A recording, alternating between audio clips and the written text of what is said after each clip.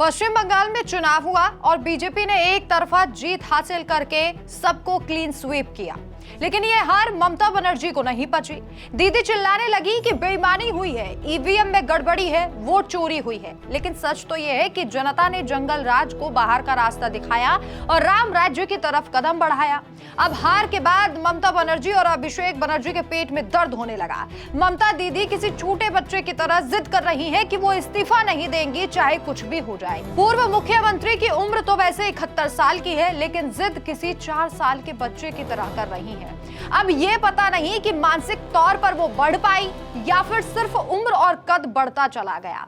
और सबसे हैरानी की बात तो ये है कि इतनी बुरी तरह हारने के बाद आत्म मंथन करने की जगह वो हट कर रही हैं। अब केंद्रीय गृह मंत्री अमित शाह अच्छे से जानते हैं कि ऐसे हटी लोगों का इलाज क्या है। सोशल मीडिया पर एक खबर तेजी से वायरल हो रही है, जिसमें कहा जा रहा है कि अमित शाह ने ममता बनर्जी की फोन पर अच्छे से खबर ली है, हड़काया है और कहा है कि इस्तीफा तो देना ही पड़ेगा। दरअसल सरिता साहू नाम के एक यूजर ने सोशल मीडिया प्लेटफॉर्म एक्स पर पोस्ट कर सनसनी मचा दी। इस पोस्ट में दोनों के बीच क्या बात हुई है, इसे लेकर क्या लिखा गया है, चलिए वो आपको दिखाते हैं। दिल्ली से फोन आया, लेकिन इस बार ममता दीदी झुकने वाली नहीं थी। कथित फोन बातचीत में माहौल कुछ ऐसा बताया जा रहा है।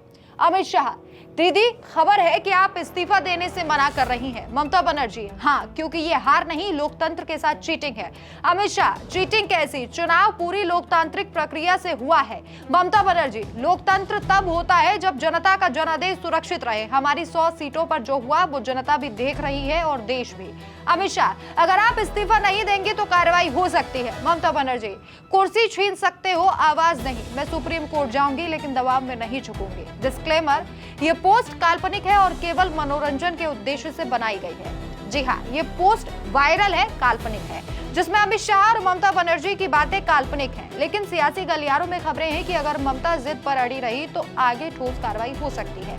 वास्तविकता तो यह है कि केंद्रीय गृह मंत्री अमित शाह बंगाल की स्थिति पर नजर बनाए हुए हैं। बीजेपी का कहना है कि चुनाव पूरी तरह पारदर्शी थे, वोटर टर्नआउट बढ़ा और जनता ने विकास, सुरक्षा और राम राज्य की दिशा में वोट दिया।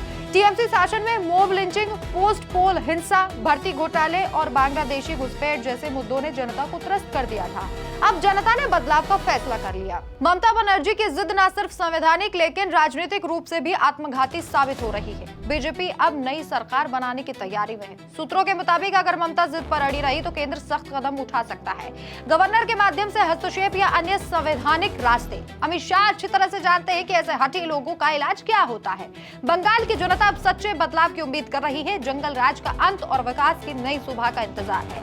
ममता बनर्जी अगर वाकई लोकतंत्र में विश्वास रखती तो जनता के फैसले को स्वीकार करती, वरना इतिहास अब उन्हें एक हठी नेता के रूप में याद रखेगा जो हार को कभी नहीं स्वीकार कर पाते हैं। इस खबर पर आपकी क्या राय है, कमेंट करके जरूर बताएं। नमस्कार।